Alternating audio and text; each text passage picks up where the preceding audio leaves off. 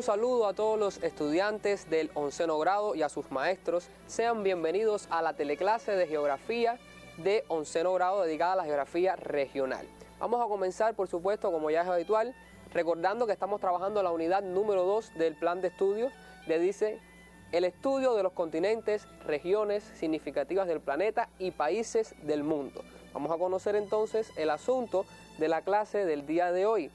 El estudio de la región de América anglosajona, con el objetivo de caracterizar la región de América anglosajona teniendo en cuenta sus características físico-geográficas. Vamos entonces a anotar el asunto de la clase de hoy para continuar con nuestro estudio.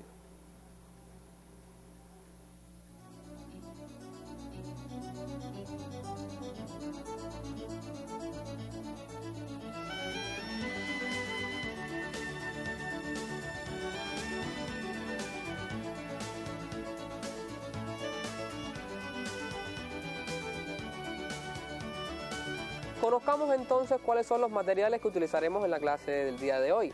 Por supuesto, el Atlas Geográfico Escolar, la antología de mapas, el libro de texto y el cuaderno de mapas, porque haremos un grupo de localizaciones que ustedes deben tener en cuenta.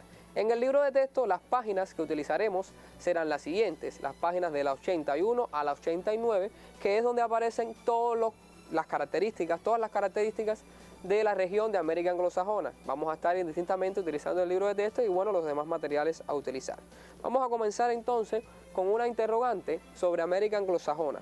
¿Por qué se llama América anglosajona? Vamos a analizar el término y si lo analizamos podemos observar que está relacionado con los pueblos anglo y sajón, que son pueblos germánicos, quienes invadieron el sur y el este de Gran Bretaña, por supuesto actual Inglaterra, dando origen al pueblo inglés, quienes junto a los franceses, fíjense aquí vamos a ver una imagen en mapa, quienes junto a los franceses, holandeses y españoles conquistaron y colonizaron vastos territorios del llamado Nuevo Mundo, por supuesto, la América. La denominación de América anglosajona, más que estrictamente geográfica, designa un área socioeconómica y cultural. Vamos a ver algunos elementos. Y bueno, aquí estamos viendo cómo se unen estos dos países para utilizar este América anglosajona. Estamos hablando de que engloban los territorios de Canadá y Estados Unidos. Incluye también la porción canadiense de Quebec, que es de colonización y evolución francesa.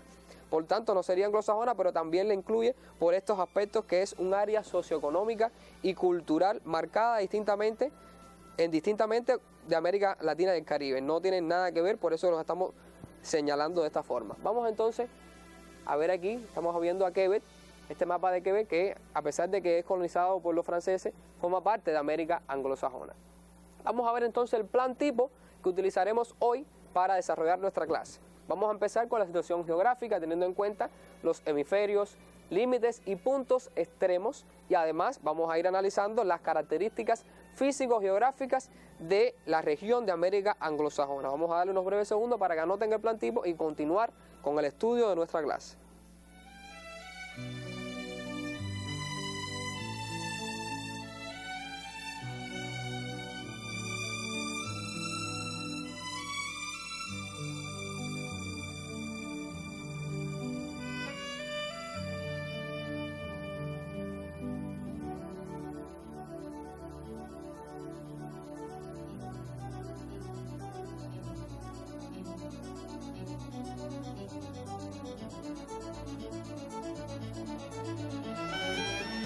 Vamos a comenzar entonces el estudio de este plan tipo, como vemos en pantalla, por supuesto ubicando en el mapa político mundial.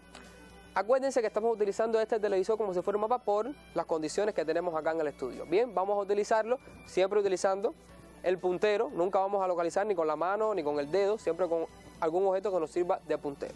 Bien, vamos a localizar entonces la región de América anglosajona. Esta región, fíjense, la estamos localizando aquí, pero teniendo en cuenta las longitudes, se encuentra entre los 52 grados y 170 grados de longitud oeste.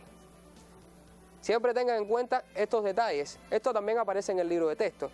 pero además, teniendo en cuenta las latitudes, se encuentra entre los 32 grados y 70 grados de latitud norte. Quiere decir que se encuentra en el hemisferio norte y en el hemisferio oeste u occidental. Aquí estamos observando, vamos a ver ahora, la extensión territorial que posee esta región. Pues eso sí podemos verlo en pantalla. Vamos a verlo en pantalla, que es 19.343.224 kilómetros cuadrados. Esa es la extensión territorial de América anglosajona. Vamos entonces a continuar analizando el mapa político de América anglosajona, ya esta vez un poco más de cerca. Vamos a verlo acá junto conmigo para localizarlo. Y entonces aquí estamos viendo, fíjense, estamos localizando toda la región de América anglosajona. Mírenlo aquí. Por supuesto que está conformado por Canadá, Estados Unidos y Alaska. Pero entonces vamos a ver cuáles son sus límites. Estamos viendo hacia el norte el océano glaciar ártico. Mírenlo acá, el océano glaciar ártico. Hacia el este, el océano Atlántico, lo estamos observando. Hacia el oeste, bueno, hacia el sur, tenemos acá a los Estados Unidos mexicanos. Mírenlos acá, parte de México, el norte de México. Y hacia el oeste, el océano Pacífico. Estos son los límites de, por supuesto, la región de América anglosajona. Son los límites a través de los cuatro, norte, sur, este y oeste. Bien, vamos entonces a continuar. Y vamos a ver los puntos extremos. Esto sí lo vamos a ver en pantalla para que lo puedan ir anotando. Y entonces vamos a ir desarrollando estos aspectos. Por supuesto, en el norte tenemos al Cabo Columbia, en la isla de Ellesmere. Y, por supuesto, está a los 83 grados 06 minutos de latitud norte. En el este tenemos al Cabo Spear, que está en la isla de Terranova, a los 47 grados 31 minutos de longitud oeste. En el sur tenemos a Cayo Hueso, en la Florida, que está a los 24 grados 31 minutos de latitud norte. Y en el oeste tenemos a la isla de Attu, en Alaska, por supuesto, es la última isla del archipiélago de las Aleutinas, lo vamos a ver después en el mapa, que se encuentra a los 172 grados 26 minutos de longitud oeste. Vamos a darle unos breves segundos para que anoten estos puntos extremos, ya que no están en el libro de texto.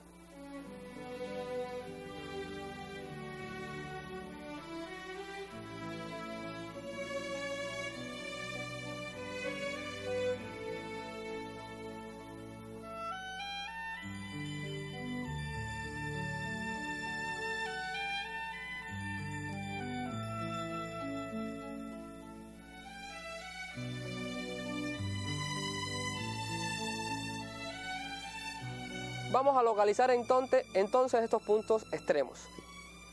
Aquí tenemos el mapa de América anglosajona físico. Este mapa vamos a ir localizando estos puntos extremos. El Cabo Columbia, mírenlo aquí. Esta es la isla, el archipiélago de la isla de Ellesmere. Aquí en esta zona se encuentra el Cabo Columbia. Vamos a ver, esto es en el norte. Vamos a ver en el este la isla de Terranova. Observenla aquí. Y entonces el Cabo Spear debe ser por este punto. Aquí este mapa no se ve porque por supuesto la escala de este mapa no nos permite verlo tan de cerca. En el sur tenemos a Cayo Hueso, aquí en el sur de la Florida, es un punto también en el mapa. Y en el oeste tenemos, observen acá, el archipiélago de las Aleutinas. Y por supuesto la última islita, la isla Attu, es el punto extremo de América anglosajona. No se puede observar porque por supuesto es muy pequeño, pero si lo utilizan y lo buscan en su atlas geográfico y en su ontología de mapas, podrán verlo más detenidamente. Vamos entonces a comenzar con las características físico-geográficas que vamos a ver durante la clase del día de hoy. Vamos a comenzar viendo el relieve, después vamos a ver la hidrografía, el clima, el suelo, la vegetación y la fauna. Vamos a anotar estos elementos para entonces continuar con nuestra clase.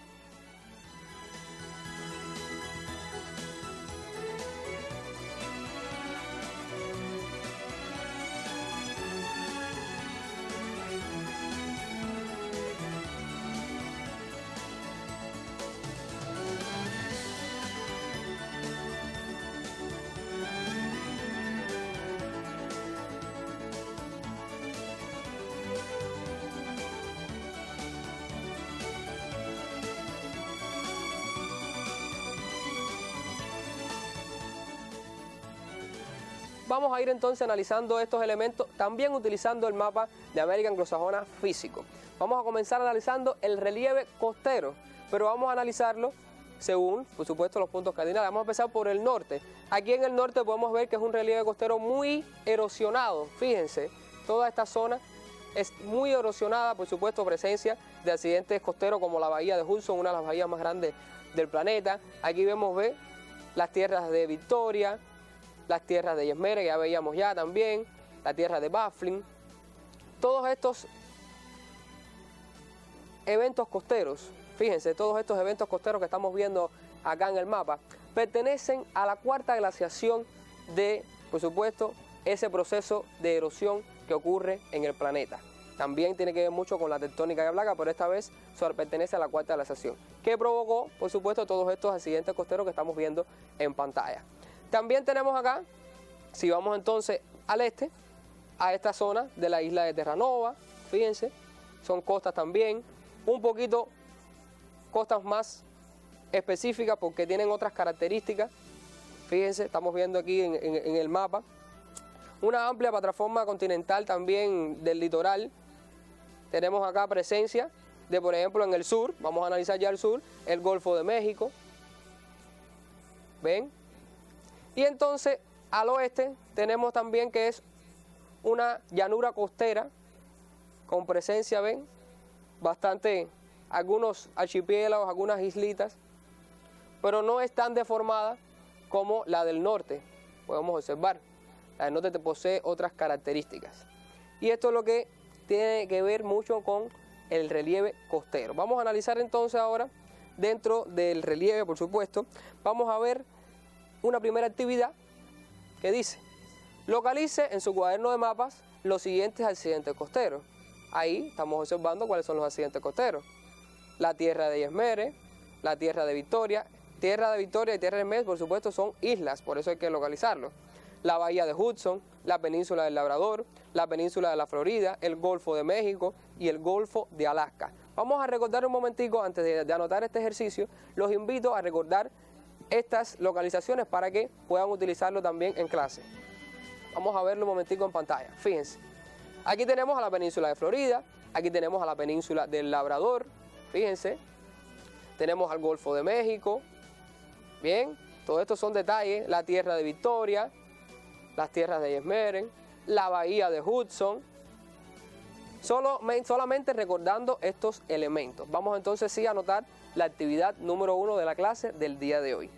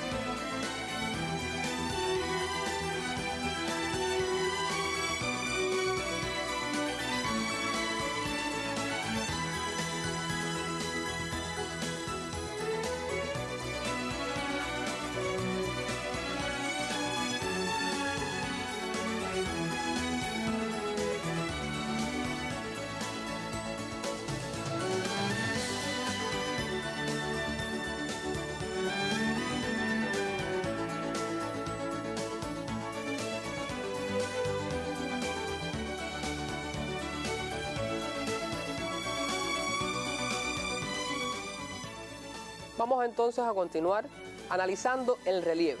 Volvemos al mapa, pero esta vez vamos a ver el relieve continental. Vamos a verlo en 3 espacios fundamentales. Vamos a ver la zona más antigua de esta región. Fíjense, la estoy localizando y vamos a ver de qué zona se trata.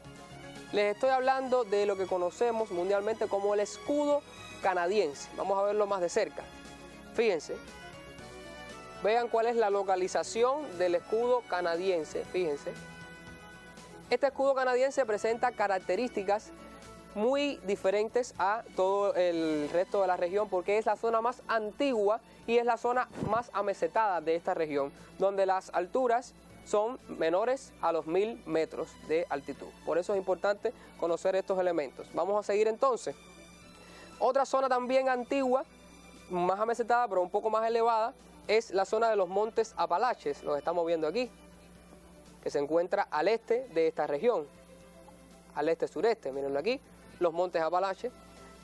Tenemos además al oeste toda la cordillera montañosa, conocida como las montañas rocosas, que es el relieve más joven de esta región, porque recuerden que aquí se encuentra la placa Pacífico junto con la placa continental de América del Norte, que provocó en su proceso de subducción que se formaran estas montañas jóvenes por demás. Por eso es importante relacionar todos estos elementos del relieve y la geología de este lugar. Y bueno, ya hacia el centro de la región se encuentra lo que conocemos como las grandes llanuras o los grandes llanos de América del Norte, por supuesto de América anglosajona. Esos son elementos importantes que ustedes deben conocer del relieve. Por eso vamos a tener otra actividad, la segunda actividad de la clase, que dice, vamos a observarla en pantalla, localice en su cuaderno de mapas las siguientes expresiones del relieve: el escudo canadiense, los montes Apalaches, las montañas rocosas y las grandes llanuras. Vamos a darle entonces un tiempo para que anoten esta actividad de la clase.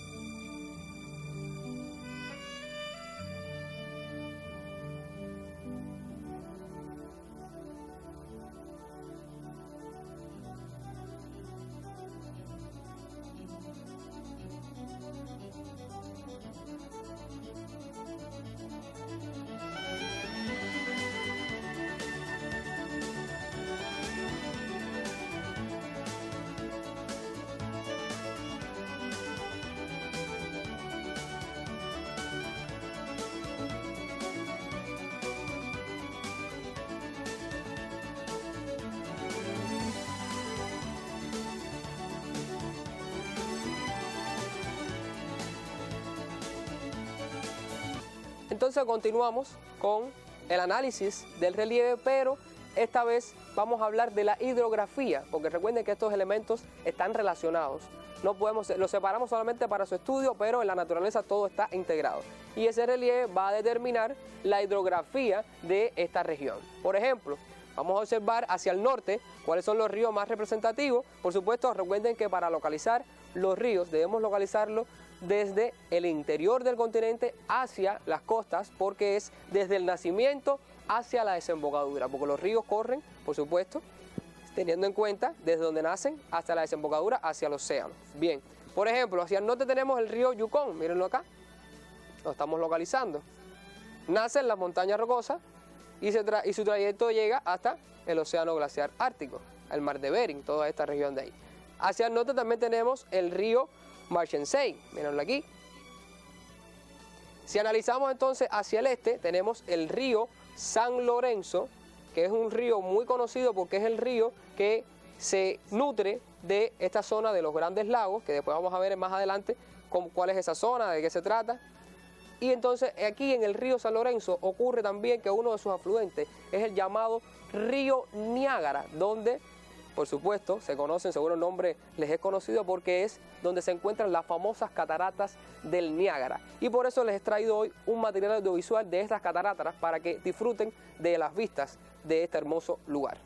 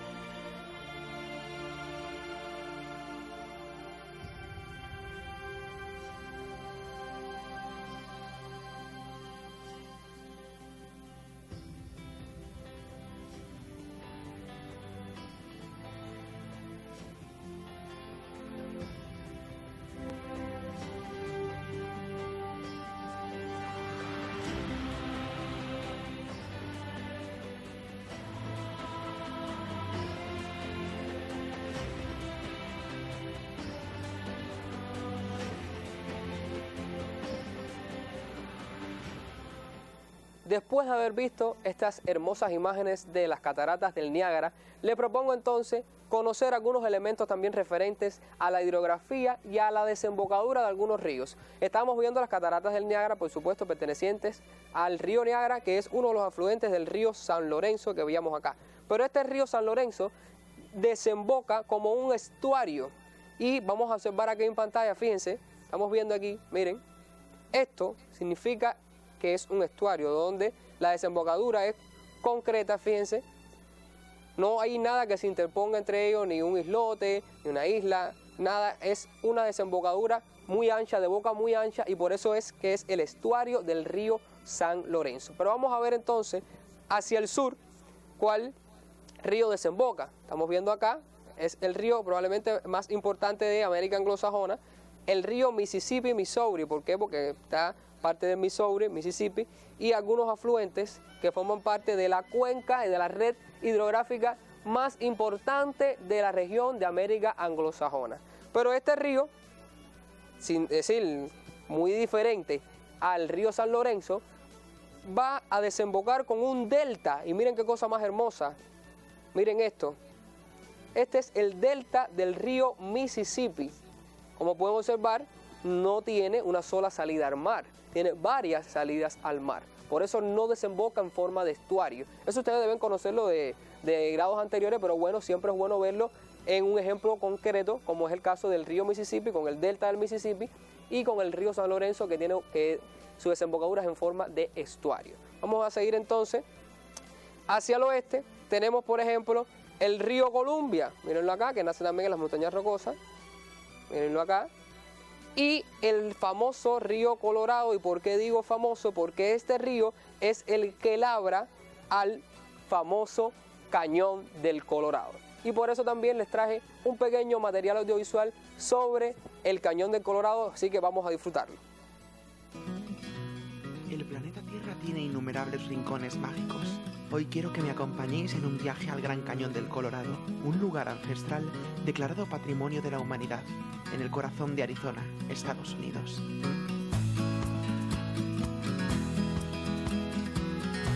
El Gran Cañón es una formación rocosa excavada de forma natural por el río Colorado hace más de 6 millones de años y que recorre más de 2.300 kilómetros por Estados Unidos y México. El Gran Cañón fue y sigue siendo un lugar sagrado para los indios americanos. De hecho, a día de hoy, la tribu Hualapai es la responsable de conservar su legado, cultura y tradición. Multitud de seres elementales, pertenecientes sobre todo al elemento fuego, se encuentran aquí y se nutren de la energía de las rocas volcánicas y del calor proveniente del sol.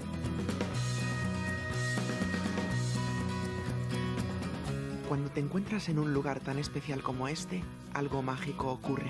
La inmensidad de la naturaleza te envuelve y hace que te fusiones en uno con ella. Las montañas y las rocas hablan con profundas voces, mientras el río susurra una nana a tus oídos. Esta es la verdadera magia de nuestra naturaleza. El Gran Cañón es un lugar extraordinario donde poder presenciar en vivo el corazón latente de la Madre Tierra. Un lugar perenne en el tiempo, que nos demuestra lo privilegiados que somos al poder vivir en un lugar tan asombroso como este, nuestro querido planeta azul. Bueno, entonces vamos a continuar analizando estos aspectos de las características físico-geográficas y vamos a ver ahora, dentro de la hidrografía, los lagos, porque aquí también hay una zona muy interesante con respecto a los lagos. Vamos a ver los principales 5 lagos, que se conoce también como la zona de los grandes lagos, aquí estamos viéndola, que se encuentran entre la frontera de Estados Unidos y Canadá. Aquí en esta zona, vamos a verlo un poco más de cerca. Fíjense, es la zona del lago más importante, aquí estamos observándolo.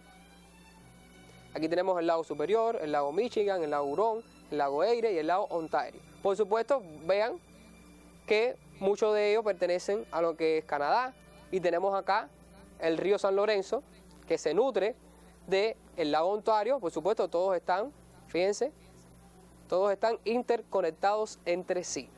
Pero además tenemos presencia aquí del Gran Lago del Oso, mírenlo aquí, el Gran Lago del Esclavo. Hay también una red de lagos muy importantes donde nacen ríos, donde también hay mucha influencia para otros aspectos económicos que ustedes los van a ver en la próxima clase con sus maestros en las aulas.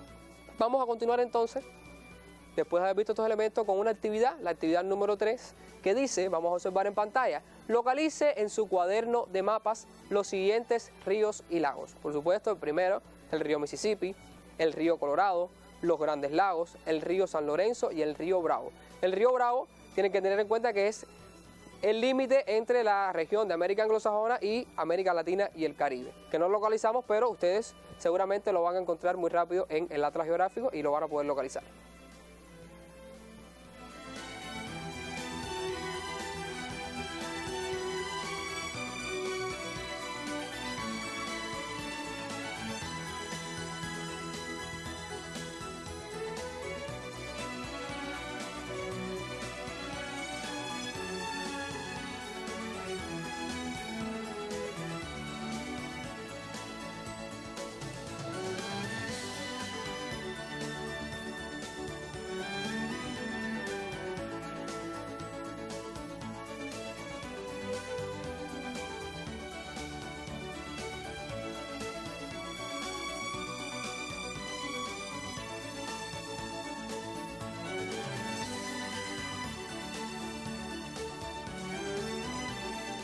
Bueno, vamos a continuar entonces con estas características físico-geográficas y vamos a ver ahora, por supuesto, el clima, cómo se comporta el clima en esta región.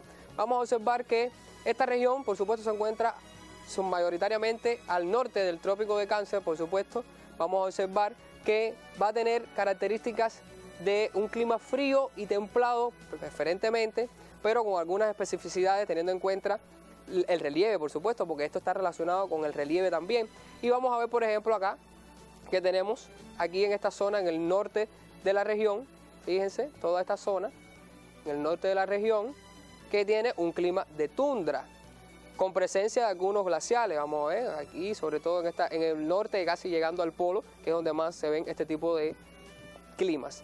El clima subártico, o taigá, como también se le conoce, que mírenlo acá, es toda esta zona que está en gris. Este mapa está en su antología de mapas. Ustedes también lo pueden observar en su antología abierta en la casa y después trabajando en la escuela con sus maestros. Y vamos a observar también que hay también presencia de clima de estepas, ya por otras características del relieve de esta zona. Tenemos también húmedo continental, ya más hacia el centro, muy ligado a la zona de los Grandes Lagos y algunas partes de la costa también oeste. Y entonces un clima marítimo en la llanura costera que tenemos acá, que es una llanura costera muy pequeña, pero posee un clima marítimo por ese intercambio que existe. Después de haber visto estos elementos del clima, les propongo entonces pasar a la sección de geografía, las curiosidades del día de hoy. Vamos entonces a comenzar.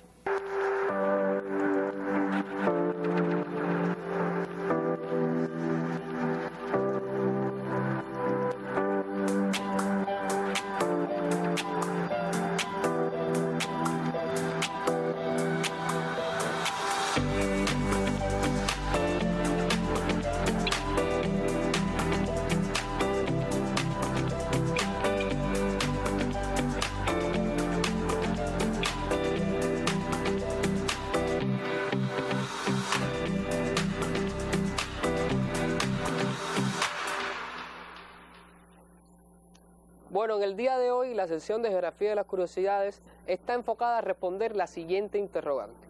¿Cuáles son los árboles más grandes y antiguos del mundo? Eso es una pregunta muy interesante que vamos a responder en el día de hoy. Vamos a conocer cuáles son estos árboles. Vamos entonces a observar en pantalla. Los árboles más conocidos, sí, los más grandes del mundo, son una especie de secuoyas, de la especie Sequoia dendron giganteum, que por supuesto, ese es el nombre científico de este árbol, que crece en el Parque Nacional de las Secuoyas, en el estado, fíjense, de California, en el estado norteamericano de California. Uno de sus ejemplares, denominado General Sherman, vamos a ver este General Sherman, cuánto mide, cuál es su altura y su ancho, porque estas son características que ustedes van a ver en estos elementos.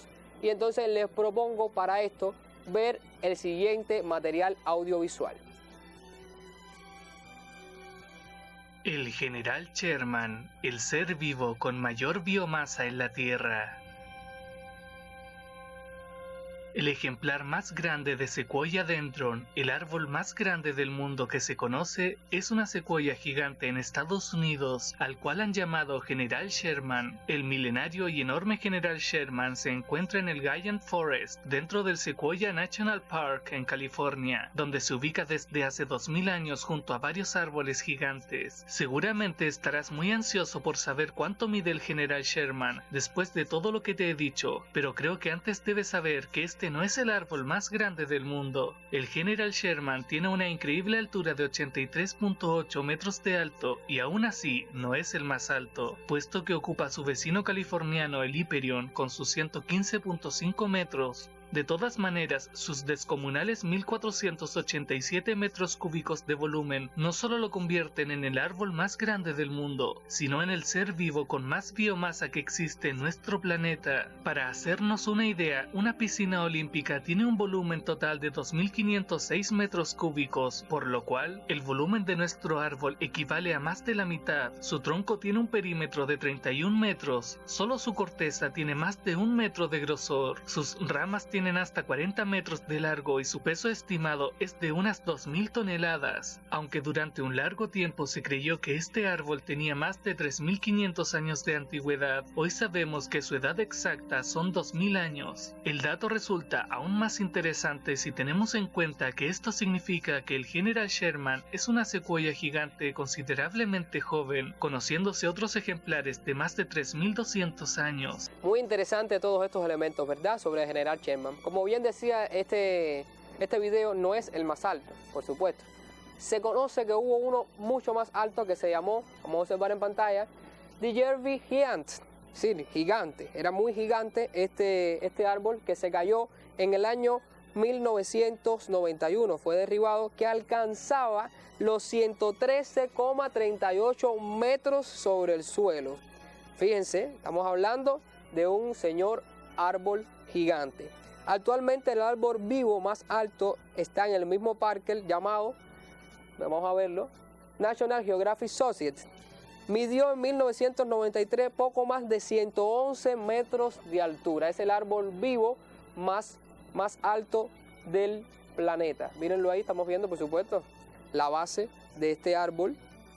Y vamos a conocer ahora cuál es el árbol más antiguo del planeta. Vamos a ver entonces este material que nos trae esta interrogante ya respondida de cuál es este árbol. Vamos a conocerlo.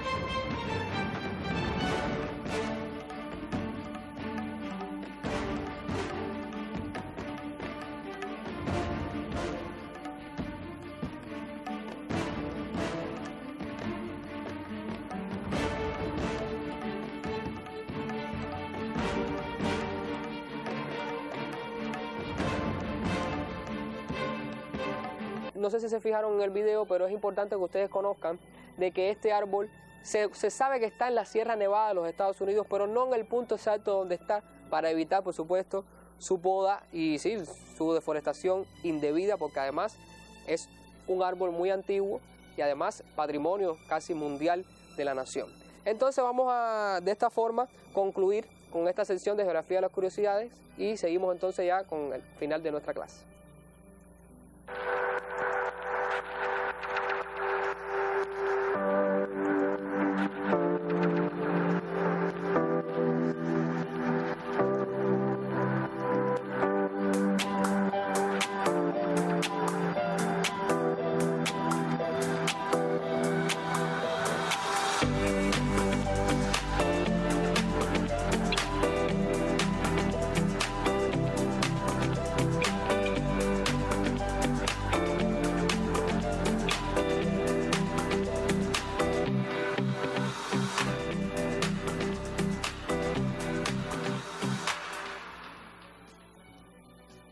vamos a ver rápidamente en pantalla este mapa de suelo para analizar estos últimos elementos ya del plan tipo, porque esto está muy relacionado con el relieve, la hidrografía, el suelo, porque fíjense qué diversidad de suelos se observa en este mapa. Por supuesto, una región muy amplia, muy extensa, y por eso pasa por diferentes tipos de clima, porque el clima también va a determinar ese tipo de suelo, el tipo de vegetación. Estamos viendo aquí además en pantalla un mapa de vegetación. Vean también cómo se observa en pantalla esa diversidad de vegetación que está relacionada con el clima, con el relieve, con la hidrografía y por supuesto con el suelo de esta región. Analizando estos elementos vamos a ver además que esta vegetación va a determinar junto con el clima. Recuerden que todo está relacionado, lo estamos separando para estudiarlo, pero todo está relacionado. Va a existir entonces una fauna determinada teniendo en cuenta el clima. Por ejemplo, vamos a encontrar desde el caimán del Mississippi, que está al sur de esta región, hasta en el norte el oso polar, con por supuesto características climáticas diferentes. Y por eso es importante que ustedes a la hora de estudiar estos elementos los integren, y por eso la actividad independiente de la clase del día de hoy que dice: explique la relación que se establece entre las características físico-geográficas estudiadas en la clase. ¿Qué características físico-geográficas? Por supuesto, el relieve, la hidrografía, el clima, el suelo, la vegetación y la fauna. Recordando siempre que una va a depender de la otra y una va a transformar la otra de alguna forma. Vamos entonces a darle unos breves segundos para que anoten esta actividad.